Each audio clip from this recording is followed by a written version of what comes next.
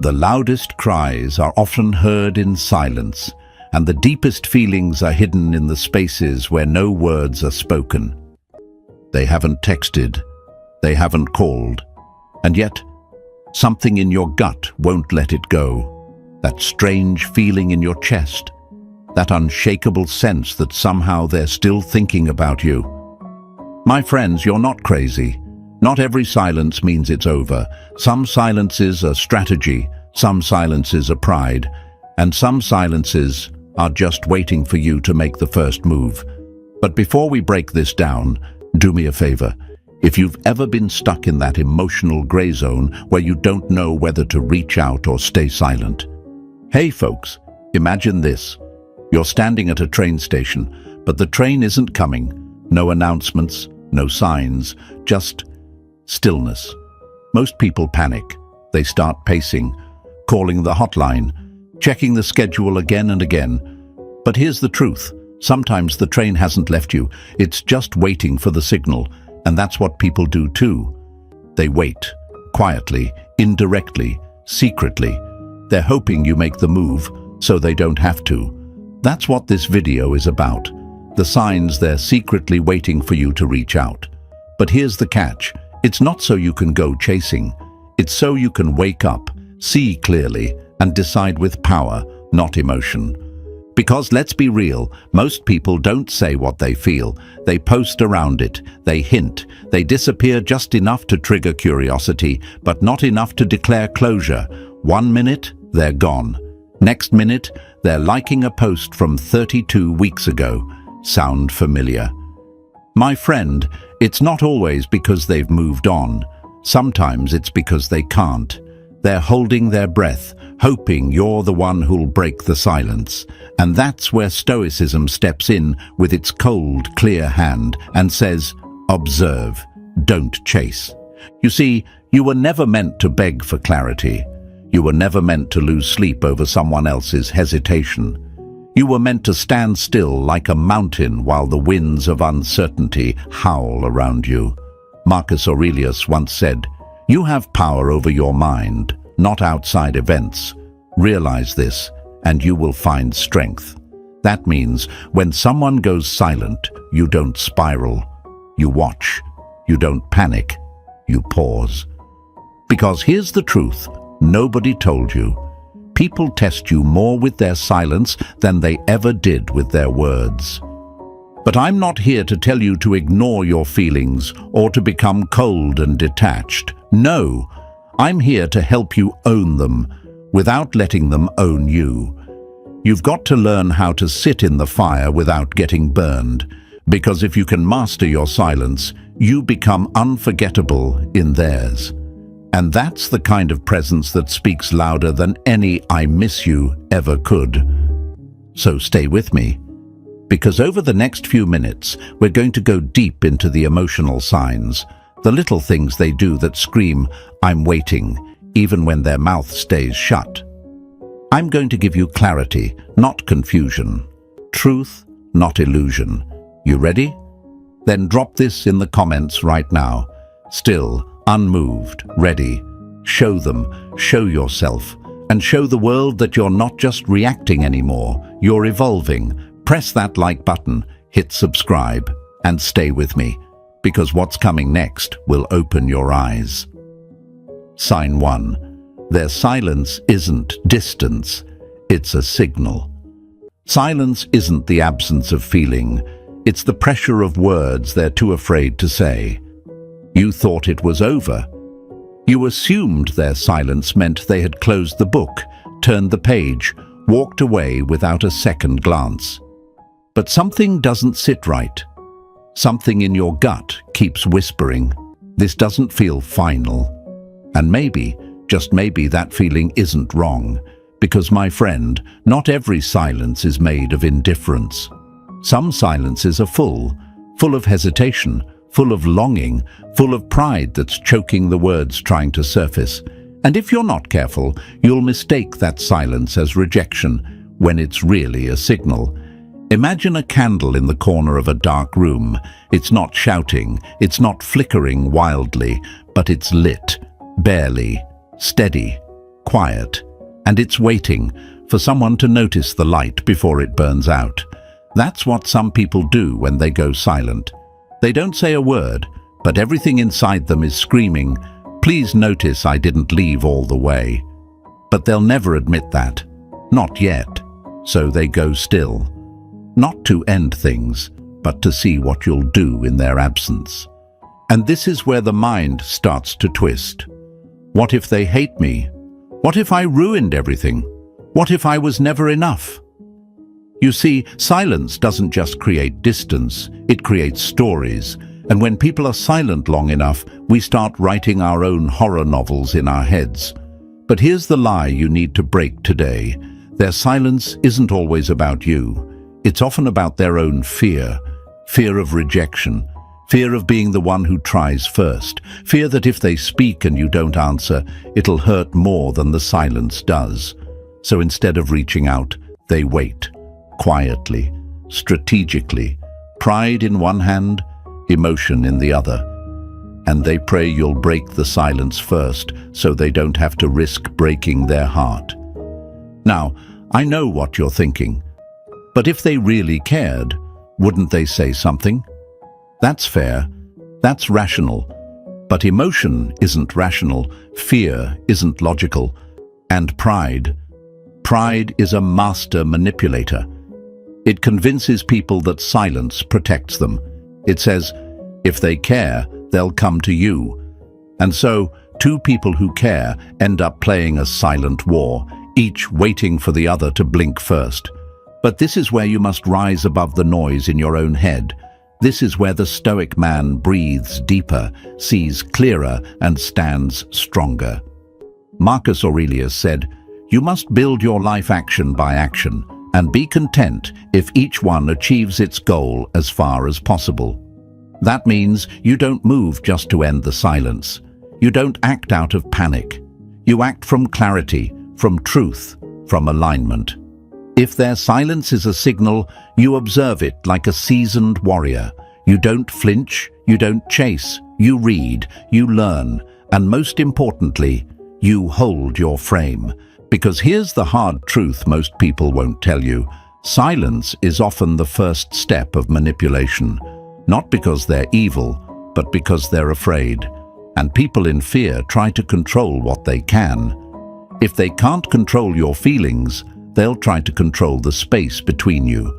They'll go silent to see if you panic, to see if you'll crack, to see if you'll give them proof that you're still emotionally available so they can feel secure without ever offering you the same in return. And my friend, that's the trap.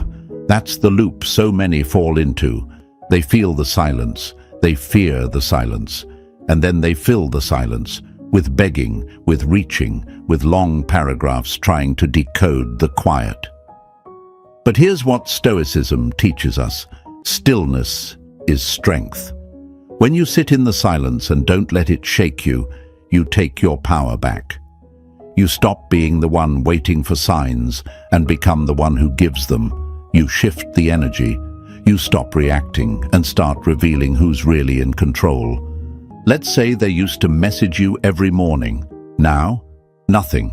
No texts, no replies, just digital wind. Most people would panic. They'd check their phone 100 times. They'd reread old messages looking for signs of what went wrong. But you sit with it. You don't chase ghosts. You listen, not to what's being said, but to what's not being said. And you ask yourself, is this silence really about me or about their own battle I'm not meant to fight? Because the truth is, people leave clues when they care, even in silence. They don't block you. They don't remove the photos. They still view your stories. Maybe they post a lyric that sounds a little too familiar. It's not random. It's not accidental. It's strategic softness. They're hoping you notice, but they're too afraid to go all in. And you, my friend, are at the crossroads. Do you respond to the signal, or do you stay still and watch the game unfold? That's not for me to answer. That's for your discipline to decide, because true power isn't in sending a message. It's in knowing why you are or aren't sending it. And when you live from that level of clarity, you stop fearing silence. You start mastering it. You stop reacting to the unknown and start leading with intention. And that, my friend, is what makes you unforgettable. So if you're in that place right now, if someone's silence has been ringing louder than words ever could, remember this. It might not be over, but that doesn't mean it's time to reach out. Watch, learn, and most of all, don't break your own peace to decode their chaos. Drop this in the comments right now if you feel this in your soul. Silence speaks. I listen. Show them you're not the same anymore. Show yourself you've evolved, and show the world you no longer react to silence. You read it. Stay with me. Because the next sign, it's the one they leave when they still want you close, just not too close. And it's one you might already be seeing. Sign 2, they keep you just close enough. It's not rejection that confuses you. It's the breadcrumb trail they leave just to keep you starving. Let's not pretend it's over when their actions are still whispering otherwise. You've seen it, you feel it. They haven't messaged you, they haven't reached out. But they didn't disappear either. They didn't block you, they didn't unfollow, they didn't wipe you off the face of their digital world like someone trying to forget. No, instead, they left the door slightly open. And that, my friends, is no accident. That's a strategy. That's emotional limbo dressed up as self-care. They keep you close, but just close enough to feel them. Not enough to hold, not enough to build anything real again. But enough for you to stay watching. They're lurking in your orbit. They like your posts every now and then. They watch your stories but never reply. Maybe they repost a quote that's just vague enough to make your stomach twist. Maybe it's a lyric about someone missing someone, but they never tag you, never name you, never take accountability. It's like emotional Morse code, just enough to trigger your mind, just enough to keep the door creaking, but never wide open. Let's paint a picture. Imagine someone leaves the door of your house open just 2 inches, not enough to walk through, but enough to let the cold air in, enough to make you wonder, are they coming back? So you keep checking. You stare at that door. You stop living in the rest of the house because you're glued to that small crack of maybe. And now you're freezing, not because of the cold, but because you never made the decision to close it yourself.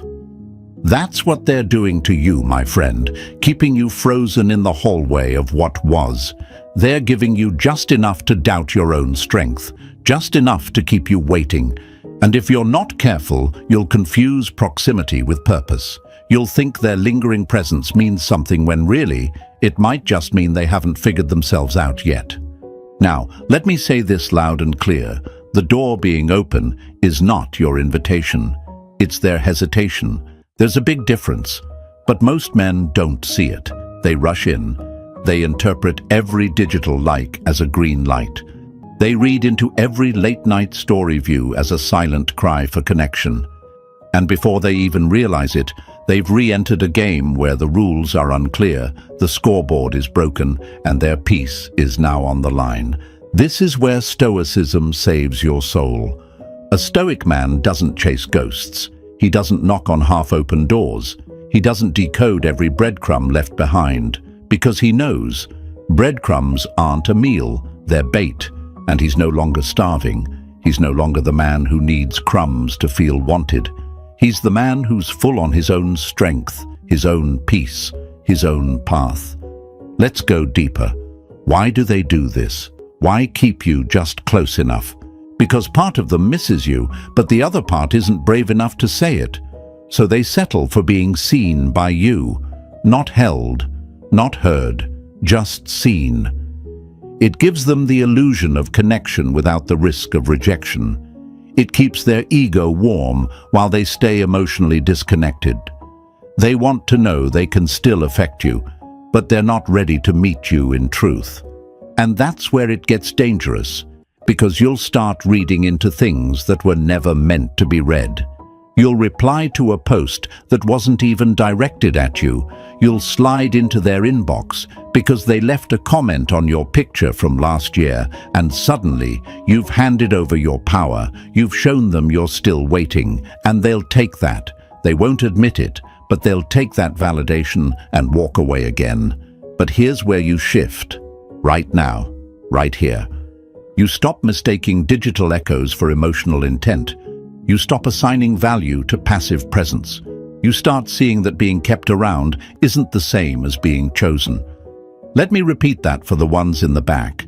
Being kept around is not the same as being chosen. That's not love. That's insurance. That's keeping a seat warm in case they ever get lonely enough to come back. Epictetus said, "Freedom is the only worthy goal in life. It is won by disregarding things that lie beyond our control." That includes them, their indecision, their silence, their soft little digital stunts. None of it is yours to carry anymore. What you carry is your strength. What you protect is your clarity. What you build is your peace. So if they're still watching you, let them. If they haven't unfollowed, fine. But you don't need to respond to that. You don't need to perform just because they're still seated in the audience. You're not on stage anymore. You're backstage building the next version of yourself. Let them wonder what act is coming next, but don't ever stop the show for someone who didn't buy a ticket to begin with. My friends, this is your turning point. That half-open door? You can stare at it for months, or you can walk past it and build something better. You don't need closure from someone who left you confused. You don't need permission to move forward, and you definitely don't need likes, views, or digital hints to prove your worth. You are the proof. And if they're really meant for you, if the connection is real, they'll open the door fully. No games, no hesitation, no breadcrumbs, just truth. And if they don't, then you already know what kind of story they were writing. So take a breath. Let go of the need to decode, and drop this in the comments right now if you're ready to stop orbiting, close the door, walk past, show them, show yourself, show the world that you're not waiting in the hallway anymore, because the next sign we're about to explore, it's what happens when they can't speak through you, so they start speaking through others. Stay with me. This next one is where the silence starts whispering through familiar mouths. Sign 3. They speak through others, not through you. When someone doesn't have the courage to speak to you directly, they'll try to echo their feelings through the mouths of others. It starts small. Maybe your name comes up in a conversation you didn't expect to be part of. A mutual friend drops a line like, "I was just talking to them the other day. They asked how you've been." Or maybe they bring up a memory only you and that person shared, just casual enough to sound innocent, but heavy enough to make you feel something tighten in your chest. It doesn't take long before you realize this isn't random. It's intentional. The silence between you isn't as silent as you thought. It's being translated through other people. And that, my friends, is a language you need to learn to read without reacting. You see, when someone still feels something for you, but pride keeps their mouth shut, they'll outsource the message. They'll plant seeds in the ears of mutual friends, hoping the message grows roots and finds its way back to you. It's subtle, but it's real. It's the emotional version of sending smoke signals instead of just lighting the fire. And if you're not careful, you'll take those whispers as invitations. You'll think, they brought me up? Maybe they miss me.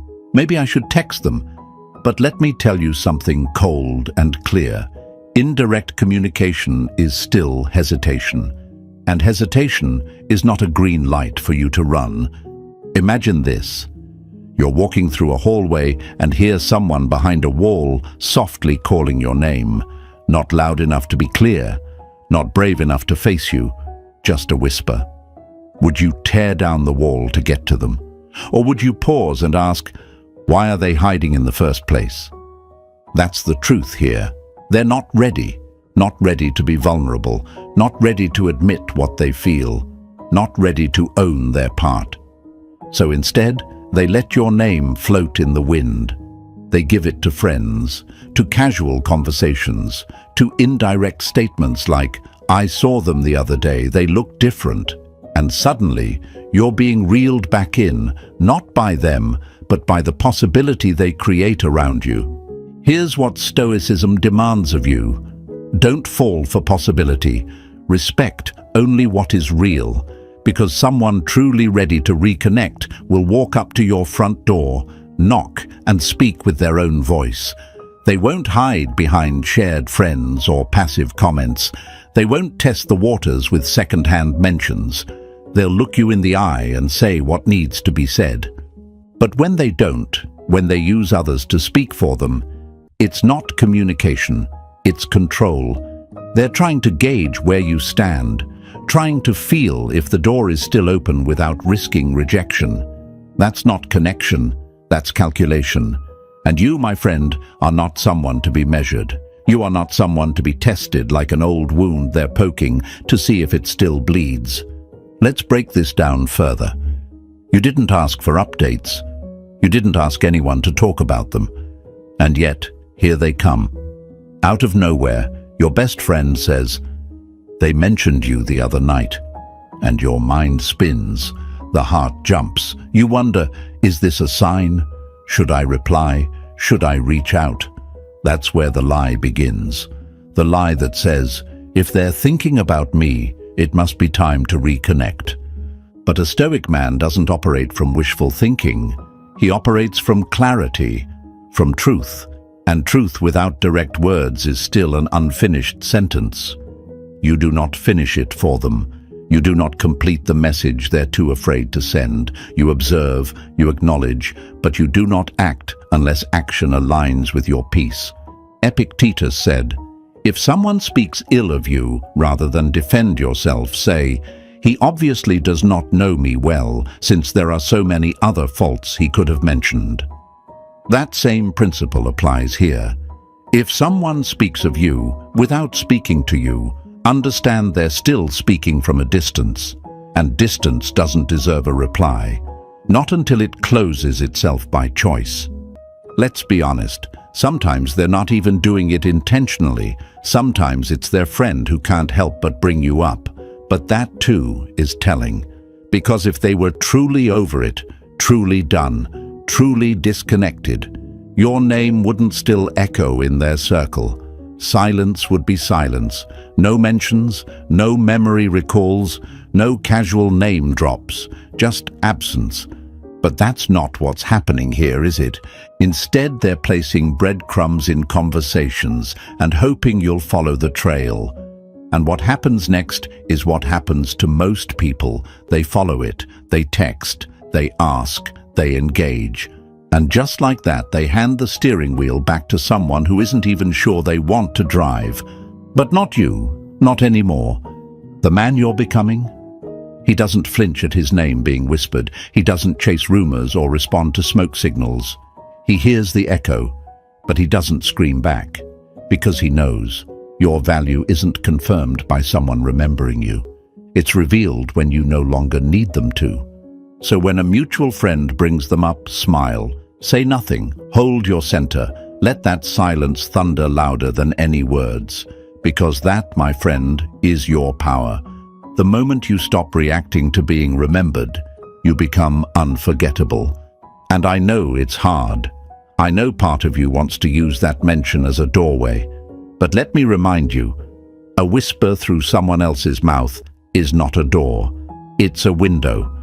And you don't crawl through windows anymore.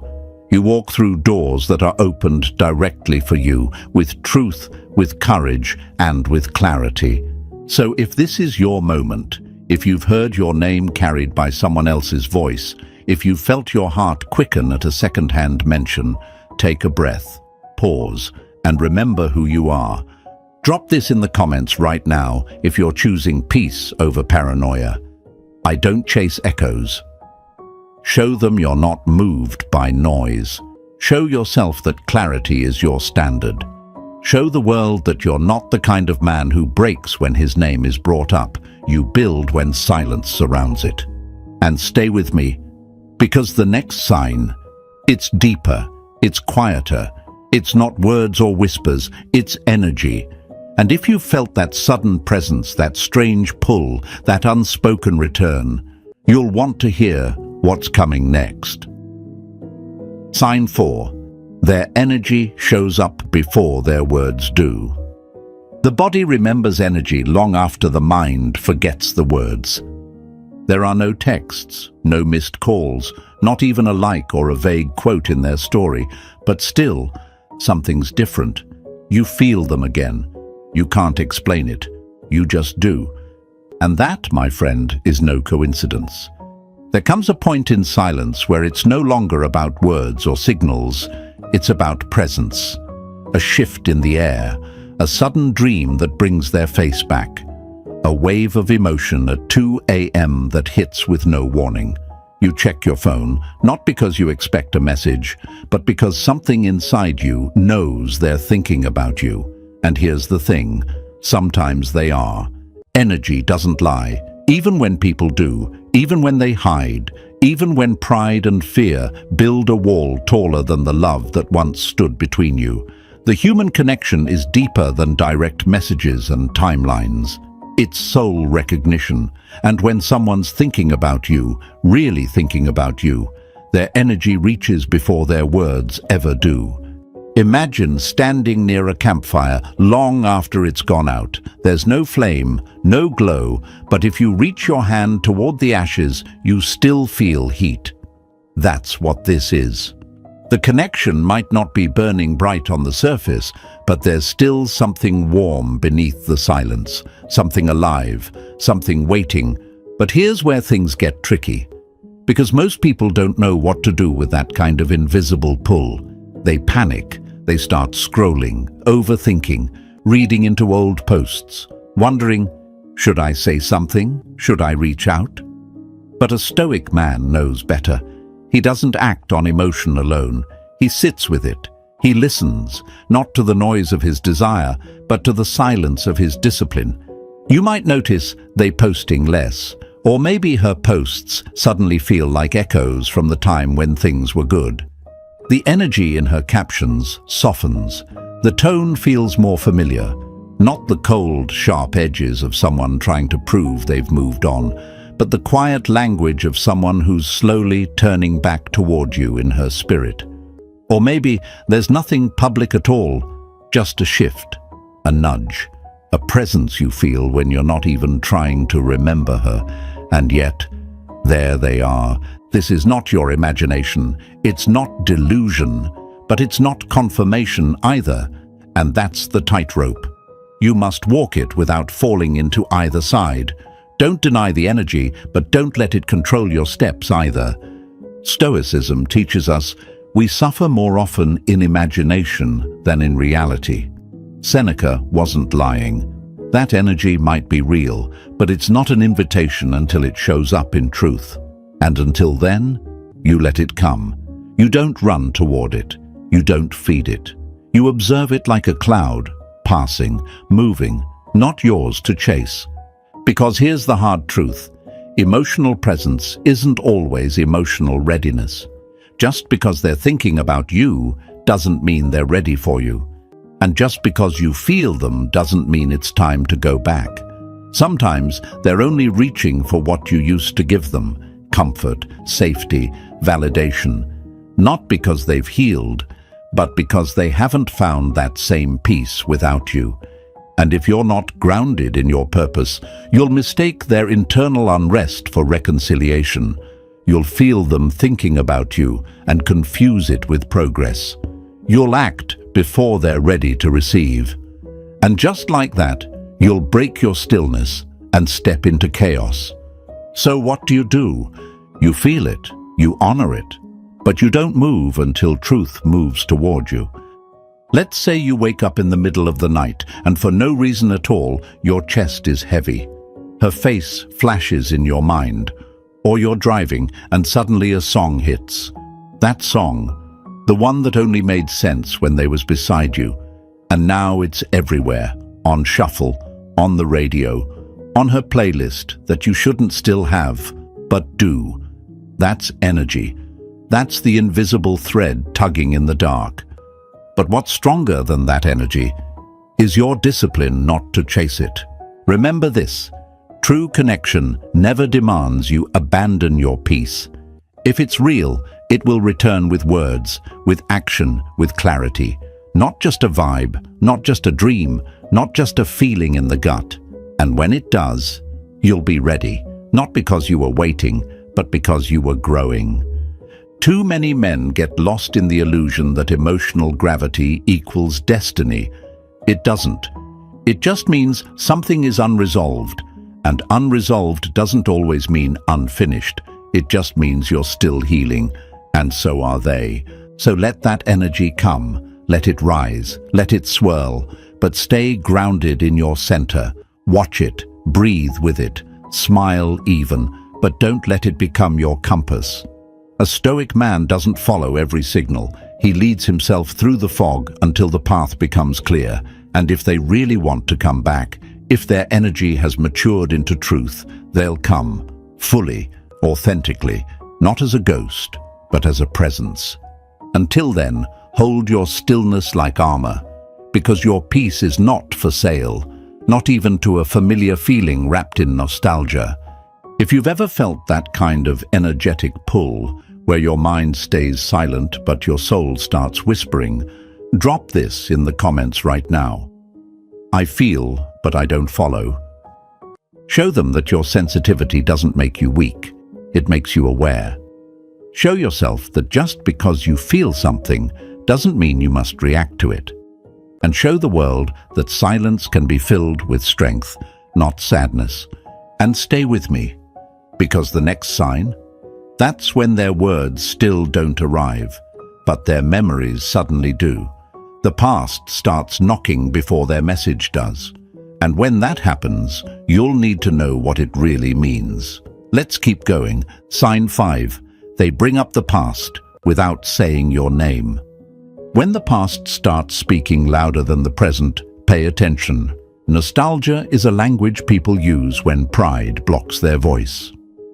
They don't message you, they don't call, but suddenly, they start posting things you used to share. A song lyric from that one night you both laughed in the car, a photo from a place only the two of you would recognize, or a vague caption like, "Funny how life circles back." And you feel it, right there in your chest. It's not coincidence, it's calculated memory. A quiet signal from someone who doesn't know how to say, "I still think about you," out loud. My friend, let me tell you something raw. People don't bring up the past unless they're still tied to it.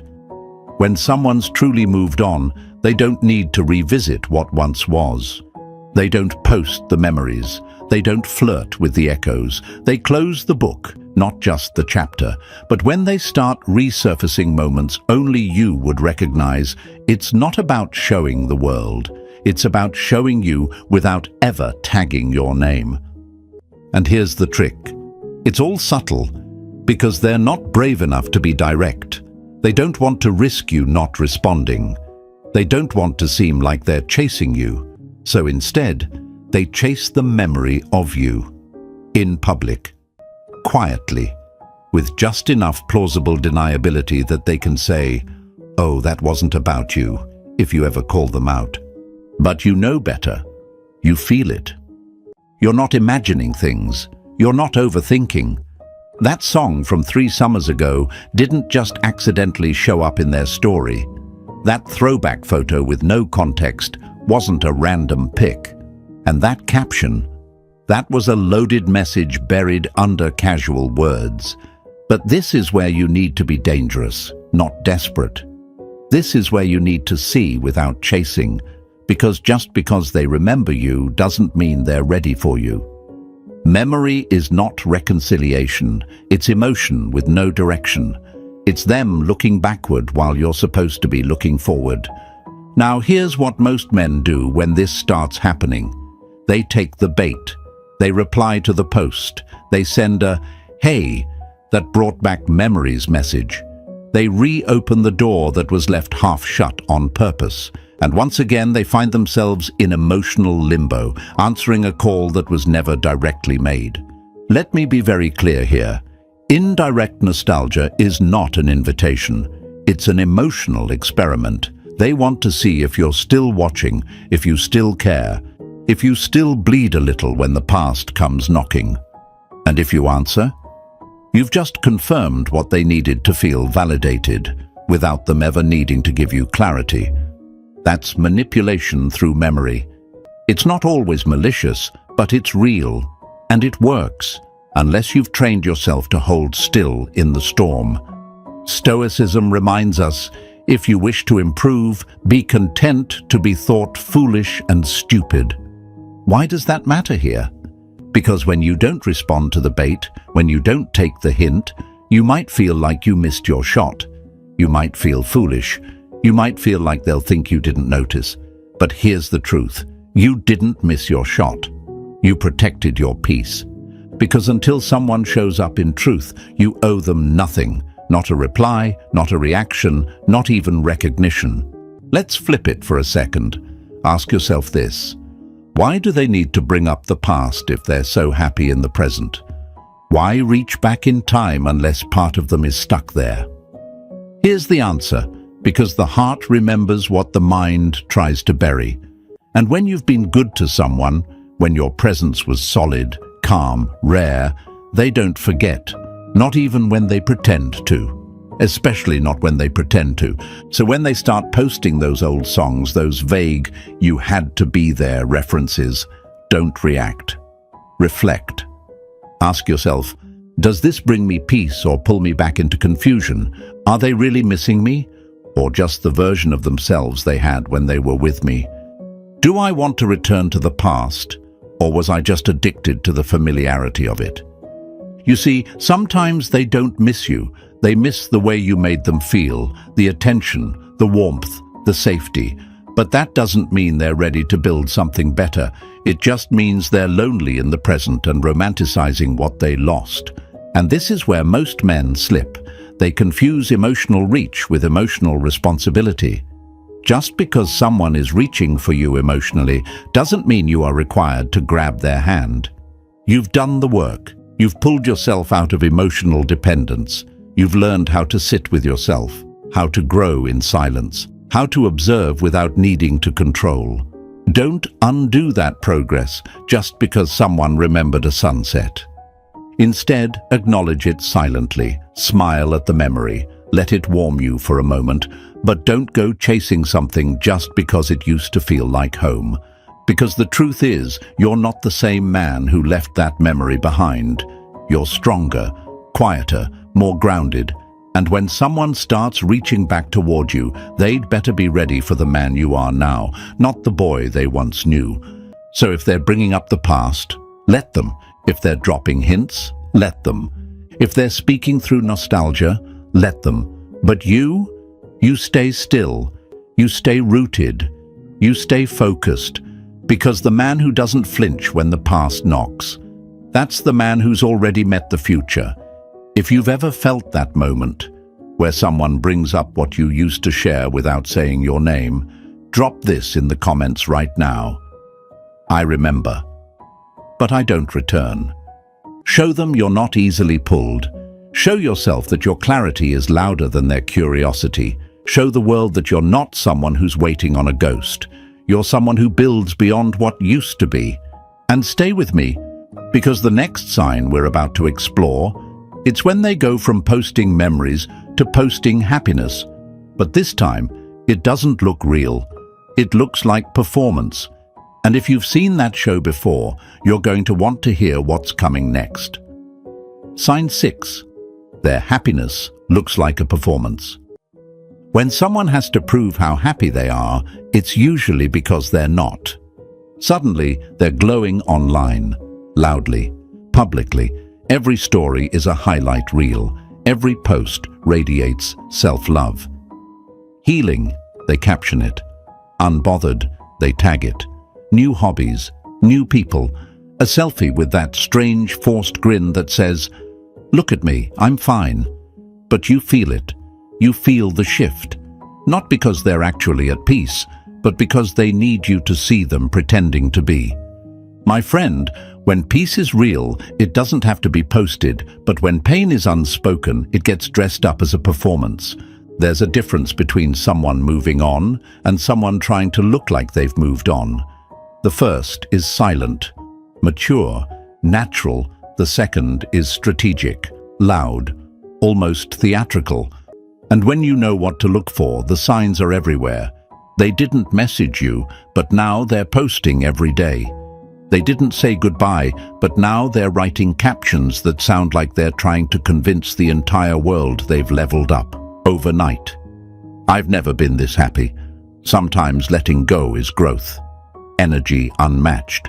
And yet, underneath all that noise, there's a frequency only you can hear. That subtle tension in their eyes, that nervousness hiding behind the filters, the moments between the posts, the forced laughter in the background of a clip that doesn't quite land. You know them, you know their real energy, and what they're showing now, it doesn't match. Here's what most people don't get. Healing is quiet. Growth is sacred. Peace doesn't need applause. You don't see monks bragging about their inner stillness on Instagram. You don't see warriors showing off their scars for likes. Real transformation doesn't announce itself. It reveals itself, gradually, silently, authentically. So when someone is suddenly parading their joy after weeks or months of silence, it's not always because they're better. It's often because they're trying to win the breakup, win the narrative, win your attention back without ever having to send a text. That's not healing, that's a highlight reel designed for one person, you. You ever seen someone smile so hard it looks like their face might crack? That's what this is. They're performing for friends, for followers, but especially for you. Because deep down, they want to know one thing. Are you still watching? Let's talk about why this happens. When people walk away before they're emotionally ready, they carry guilt. When they leave without closure, they carry confusion, but they don't want to face it. So instead, they dress it up as confidence. They throw themselves into a frenzy of distractions, gym selfies, quotes about being that girl or that guy, reels about cutting toxic people, and all of it is coded. All of it is curated, not to celebrate growth, but to escape accountability. Now here's the lie most fall for. If they're posting this much, they must be over it. They must be doing better than me. No, my friend. Posting isn't peace, it's projection. Real peace doesn't care who's watching. Real peace doesn't need to be proved. You know what real peace looks like? It looks like going quiet, not out of pain, but out of presence. It looks like logging off, not to hide, but to heal. It looks like someone who no longer needs to be seen because they've finally seen themselves. A Stoic man sees this difference. He doesn't panic when the performance begins. He doesn't start mirroring the behavior, posting his own glow-up selfies just to stay in the game. He watches, he understands, he chooses stillness. Because his peace isn't a counterattack, it's a crown. Marcus Aurelius said, "Waste no more time arguing about what a good man should be. Be one." You want to know what that means here? Stop looking for proof of your own worth in someone else's story. Don't scroll their profile hoping to find cracks in the performance. Don't analyze every caption hoping to catch them slipping. That's not power, that's prison, and you've already broken out of that. Let's be honest, part of you wants them to be faking it. You want to believe that smile is forced, that joy is hollow, because it gives you permission to still feel the ache. But what if I told you the goal isn't to wait for their mask to fall? The goal is to not need the performance to validate your growth anymore. This is where most men relapse. They see the post, they feel the jealousy, they feel the pressure, and they either break their silence or they try to one-up it. But that's not discipline, that's desperation in a new outfit. You are not in competition with someone's curated illusion of happiness. You are not running a race against someone else's coping mechanism. You are building a life that doesn't need to be posted to be powerful. So what do you do when their happiness looks fake? Nothing. You don't react. You don't respond. You don't flinch. You let the performance play out without clapping, without booing, without even blinking. Because here's the plot twist. The moment you stop checking to see if they're pretending is the moment you finally stop pretending too. You don't pretend to be over it. You don't pretend to be unbothered. You just are, quiet, grounded, focused, alive. And that, my friend, is the kind of presence that doesn't need a caption. That's the kind of energy that doesn't chase or perform. It just is. If you've ever watched someone post their healed era and felt that tug in your chest, drop this in the comments. Real peace is silent. Let it be your reminder. Let it be your anchor. Show them you're not playing the game anymore. Show yourself that your growth doesn't need a gallery.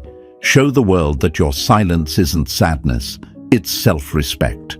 And stay with me, because the next sign, it's even subtler. It's not about what they post. It's about how they still show up in your world, quietly, indirectly, without ever saying your name. And that kind of lingering, that's where we go next. Sign 7. They're still connected to your world, just not to you. If they truly wanted to disappear, they'd vanish completely. But when someone stays in your orbit, it's not an accident, it's an echo. They haven't texted you, haven't called, haven't said a word. And yet, they're still there, quietly, in the background, lurking in the shadows of your digital life, watching your stories, liking your cousin's post, still following your sister, still showing up at the gym you both used to go to. You're not talking, but they're not gone either. And that, my friend, is what I call a soft tether. Not a rope, not a bond, just enough of a string to keep a psychic pulse on you. Enough to still be connected to your world without having to face you directly. And don't get it twisted, this is not coincidence. It's choreography, carefully timed, gently maintained, and absolutely intentional. You see, when someone wants nothing to do with you, they disappear. They cut ties. They remove themselves from your digital world and your physical one. There's no curiosity, no breadcrumbs, just absence. But when someone keeps those strings intact, when they still peek into your life, even from a safe distance, that's not detachment. That's monitoring. That's emotional surveillance disguised as silence. Imagine walking into a room and feeling someone watching you through a one-way mirror. You can't see them, but you feel the heat of their gaze. That's what this is. The follow hasn't gone away. The occasional mutual friend still gets likes. Maybe even your dog's account. Yeah, they're still there. Not knocking. But not leaving either. Why? Because part of them wants to know if you're still there. If you've moved on. If you're happier without them. If your light still burns for them, even if you've gone silent. It's control without contact. Connection without commitment. And here's where it gets dangerous. Because if you haven't trained your mind, you'll take their digital footprints as a sign that the door is still open. You'll think, if they didn't unfollow me, maybe they still care. You'll wonder, if they liked that post about healing, maybe they're trying to reconnect. And boom, you're sucked back into a game where the rules change every day, but the pain remains constant. This is where Stoicism must become your sword. A Stoic man doesn't follow hints, he follows principles. He doesn't react to passive proximity. He doesn't spin stories around likes, views, and subtle taps. He observes, he notes, but he doesn't move unless movement serves his peace. Marcus Aurelius wrote, "The tranquility that comes when you stop caring what they say, or think, or do, only what you do." And that's your power here, what you do, not what they see, not how they linger, not who they watch, what you do with your attention, with your presence, with your energy. Let's say they view your story every single day, but they haven't messaged in weeks. Why? Because watching you costs them nothing. Reaching out would require courage, ownership, vulnerability, and that's a price not everyone is willing to pay. So they settle for crumbs, for glances, for staying on the edge of your world instead of walking back into it fully. But you're not built for half-hearted returns. You're not here to be half followed, half thought of, half missed. You're here to be chosen fully, or not at all. Let's break the illusion right now. Just because someone hasn't left your life completely doesn't mean they're ready to return to it. Connection does not equal commitment. Presence does not equal intention. Being seen is not the same as being held. This is where most men fold. They get that notification and suddenly they're back in the maze, back in emotional purgatory, reading into every shadow move.